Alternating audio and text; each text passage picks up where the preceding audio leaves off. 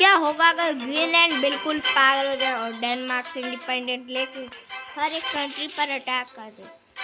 Greenland का सबसे पहला टारगेट आइसलैंड होगा। आइसलैंड के पास कोई मिलिट्री नहीं है तो वो इजीली हार मान जाएगा। मगर ग्रीनलैंड पर कंट्रीज अटैक करना अभी से ही चालू कर देगी।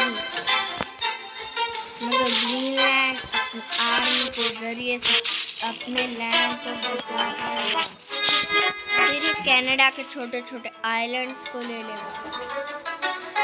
मगर कनाडा अभी के लिए इससे बहुत स्ट्रॉन्ग है तो वो इस अटैक को वापस रिवर्स कर देगा।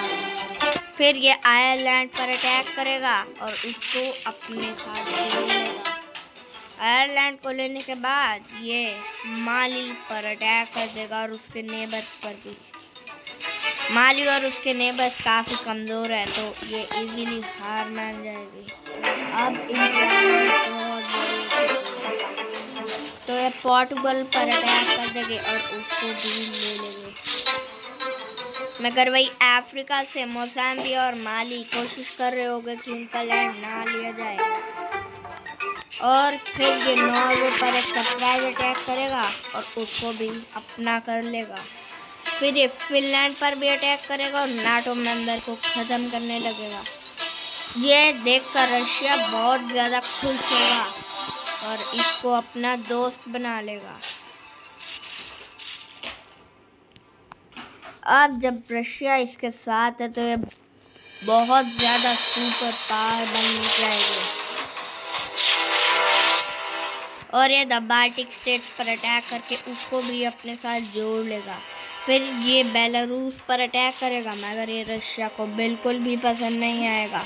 मगर रशिया को कुछ पैसे देने के बाद ये उसको ले लेगा। मगर तभी इस पर बहुत तेज़ी से अटैक चालू कर देंगे देश, क्योंकि ये अब सारे लैंड्स को ले रहा है। तभी ये यूके पर अटैक कर देगा। यूके की मिलिट्री बहुत स्ट्रॉन्ग है और ये अपने अलायंस को बुला लेगा। मगर फिर से एक बार ग्रीनलैंड पूरी ताकत के साथ हमला करेगा मगर वो इतनी बड़ी नाटो आर्मी को सामना नहीं कर पाएगा और धीरे धीरे करके उसका सारा लैंड चला जाएगा। मगर फिर से ये एक बार मोल्डोवा और यूक्रेन दोनों पर अटैक करेगा,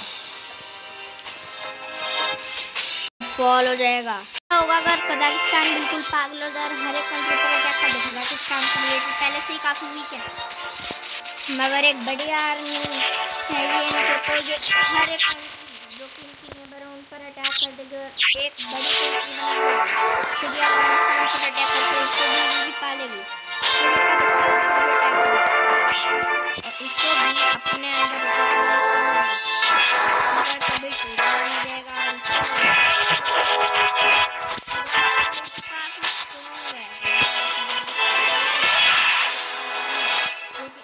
चुकी है इसका सामना नहीं कर सकते।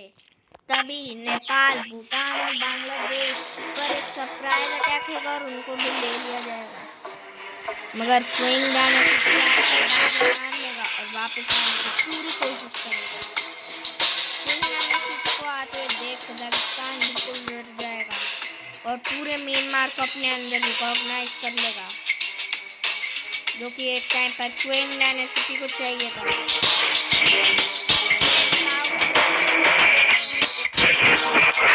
इंडिया को ये पूरा कैप्चर बहुत स्ट्रॉन्ग कंट्री पीछे से इस पर अटैक हो रहा होगा मगर ये उसको और इतनी बड़ी आर्मी होने के बाद कौन इससे टक्कर लेगा ये सोच कर ये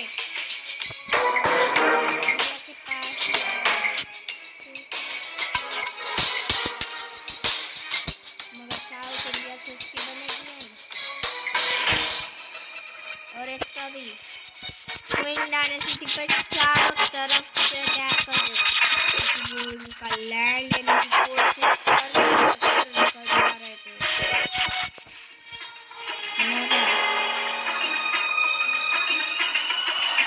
मगर क्विंग डायनेस्टी अपनी पूरी पार से वार करेगा और एक फॉलो। अगर क्या होगा यूएसए इंडिपेंडेंस ले लेगा और हर एक कंट्री पर अटैक कर देगा अलास्का के पास मिलिट्री तो है, मगर इसके नेबर्स ही बहुत ज़्यादा स्ट्रॉन्ग है। तो ये साउथ की तरफ जाएगा और क्यूबा और हाइटी पर अटैक करेगा। इन दोनों देशों की मिलिट्री काफ़ी कमज़ोर है, तो ये इजीली फॉल हो जाएगी। मगर यूनाइटेड स्टेट्स का कलर ये ही होने के नाते इनको अपना कलर चेंज करना पड़ेगा,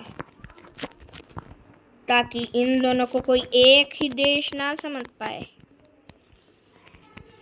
और ये अपना कलर टूथपेस्ट रिकॉग्नाइज कर देगी और यूनाइटेड स्टेट्स मगर इससे बिल्कुल खुश नहीं होगा।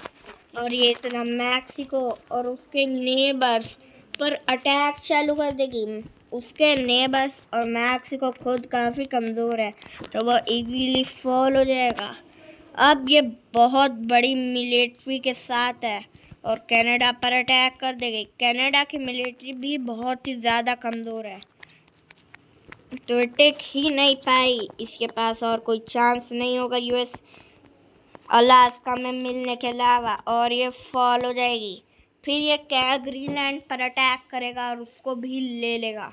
मगर अमेरिका ट्राई कर रहा होगा कि अलास्का वापस से उसके अंदर आ जाए, मगर अलास्का इस पर बहुत बड़ा अटैक करेगा। अमेरिका अपने देश में जाकर इस सिचुएशन को हैंडल करने लगेगा और फिर अमेरिका और अलास्का की मीट होगी एक दूसरे से नॉर्थ अमेरिका में। और तभी ये पूरे साउथ अमेरिका के ब्राज़ील के नेबर और कमज़ोर देशों को अपने अंडर करने लगेगा। तभी अमेरिका इस पर अटैक करेगा। अब इसकी खोपड़ी सटक चुकी है क्योंकि अमेरिका बार बार इस पर अटैक कर रहा है, तो ये अमेरिका पर एक बहुत बड़ा न्यूक्लियर अटैक करेगा। अमेरिका अपना लैंड लेने में इतना बिजी हो जाएगी और ये पूरे साउथ अमेरिका पर बाजी मारकर उसको अपना अंडर कर लेगा। फिर ये वेनेजुएला और कोलंबिया पर भी अटैक कर देगा और उनको भी ले लेगा, मगर ब्राज़ील इसे ऐसा करने से रोक देगा। तो ये जाएगा अमेरिका के पास, जो कि अब फॉल हो चुका है। तो ये अमेरिका के लैंड को लेने लगेगा क्योंकि अमेरिका के पास से इसको बहुत ज़्यादा स्ट्रेंथ मिलेगी। अमेरिका को ख़त्म करने के बाद और इतनी बड़ी आर्मी, वर्ल्ड्स लार्जेस्ट आर्मी होने के बाद कोई भी कंट्री इसकी टक्कर का नहीं हो पाएगा, क्योंकि इसने पूरा नॉर्थ अमेरिका और साउथ अमेरिका का हाफ रिकॉग्नाइज कर लिया और ये दुनिया की सबसे बड़ी कंट्री है। मगर ब्राज़ील को ये बिल्कुल भी पसंद नहीं आएगा और वो इस पर अटैक कर देगी। मगर अलास्का की मिलिट्री इतनी ज़्यादा स्ट्रॉन्ग है कि ये ब्राज़ील को सिर्फ एक झटके में ही बहुत ज़्यादा पीछे धकेल देगी। ब्राज़ील ये देखकर बहुत ज़्यादा डर जाएगा और तभी ये अल्जीरिया को कैप्चर कर लेंगे। ब्राज़ील ये देखकर बिल्कुल भी खुश नहीं होगा क्योंकि इसका लैंड धीरे धीरे करके जाता जा रहा है और ब्राज़ील फिर से पूरी ताकत से अटैक करेगा, मगर फिर से ये उसको पीछे धकेल देंगे। अब ब्राज़ील के पास कोई भी ऑप्शन नहीं है।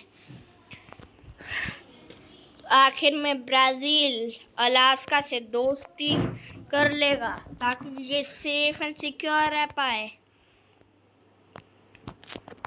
और इतने ही अर्जेंटीना के आइलैंड और अंटार्कटिका की खोज में होगा।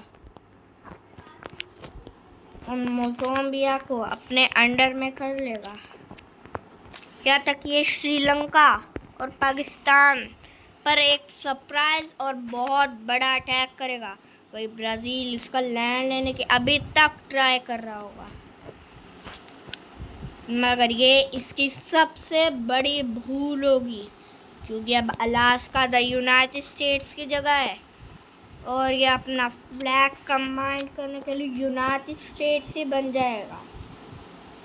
अब ये ब्रिटिश एम्पायर से भी बड़ा है, मगर ब्राज़ील इस पर अटैक कर देगी। ब्राज़ील को अटैक करता हुआ देखकर ये इनको बहुत ज़्यादा खतरा महसूस होगा और ये ब्राज़ील को सपोर्ट करेंगे। ब्राज़ील को सपोर्ट करना अच्छा निर्णय नहीं हो सकता, क्योंकि इसका दोस्त वहीं पर है और इस पर भी अटैक चालू हो जाएगा पूरे नॉर्थ एंड साउथ पर, जो कि Russia, NATO, European union, Brazil और फिलीपींस जैसे स्ट्रॉन्ग इतनी बड़ी आर्मी वाले देशों ने अटैक किया है। मगर फिर से ये इतनी ज़्यादा स्ट्रेंथ होने के बाद फिर से अपने आप को संभाल लेगा और सिचुएशन को हैंडल करते हुए फिर से अपने आप को बचा लेगा और दुनिया का एक मजबूत देश कहलाएगा, क्योंकि ब्रिटिश एम्पायर से भी ज़्यादा लैंड के साथ है। मगर इस पर अब हर तरफ से अटैक हो रहा है। ये इसको बिल्कुल भी पसंद नहीं आने वाला है, क्योंकि इस पर सारे देश मिलकर अटैक कर रहे हैं। ये फिर से एक बार अपनी पूरी जान लगाकर रिवर्स में अटैक करने की कोशिश करेगा, मगर इतनी बड़ी और माइटी आर्मी के सामने टिक ही नहीं सकता है। No chance. और टेक्सास भी अपने आप को इंडिपेंडेंट करने की कोशिश करेगा और ये फॉल हो जाएगा। क्या होगा अगर यूरोप का रशिया, जो यूरोपियन पार्ट है रशिया का, वो अपनी इंडिपेंडेंस चाहे? तो सबसे पहले इसको रशिया से ही लड़ना होगा, यानी कि खुद से, ताकि इसको इंडिपेंडेंट मिल भी सके, नहीं तो ये ऐसा ही कुंवारा रह जाएगा और ये अटैक चालू कर देगा। मतलब कि जैसे कि कोल्ड वॉर हुआ था, वैसे ही ये भी अपनी नई वॉर चालू कर देगा रशिया के साथ और यूक्रेन का दोस्त बन जाएगा। और अपना लैंड रिकॉग्नाइज करने के बाद, यानी कि अपना लैंड वापस लेने के बाद, ये बेलारूस पर अटैक कर देगा और उसको अपने साथ जोड़ लेगा। फिर ये यूक्रेन पर भी एक सरप्राइज अटैक करेगा, मगर तब तक नाटो उसको अपने अंदर मिलाने में होगा और ये मोल्डोवा को भी कॉन्क्वायर कर लेगा। फिर ये द बाल्टिक स्टेट्स पर अटैक करेगा। बाल्टिक स्टेट्स की मिलिट्री काफ़ी कमज़ोर है, तो ये इजीली फॉल हो जाएगी और रशिया अब बहुत ज़्यादा स्ट्रॉन्ग हो चुका है, क्योंकि अब तक इसने सारे यूरोपियन मेंबर्स पर अटैक किया है। तभी वहाँ पर सोवियत की एंट्री होगी। क्योंकि सोवियत रशिया का पापा है, तो वो इसका ही साथ देगा और एशिया वाले रशिया को भूल जाएगा। भाई इतने में ये आधे से ज़्यादा वो यूरोप कॉन्क्वर कर लेगा, मगर तभी एक नई कंट्री की एंट्री होगा जिसका नाम होगा मंगोल एम्पायर। ये इसको ऐसा करने से पूरी तरीके से रोक देगी, मगर फिर भी ये अपनी स्ट्रॉन्ग मिलिट्री के चलते अपने आप को प्रोटेक्ट कर लेगा। मगर तभी इस पर बहुत सारे देश अचानक से अटैक कर देंगे और ये फॉल हो जाएगा।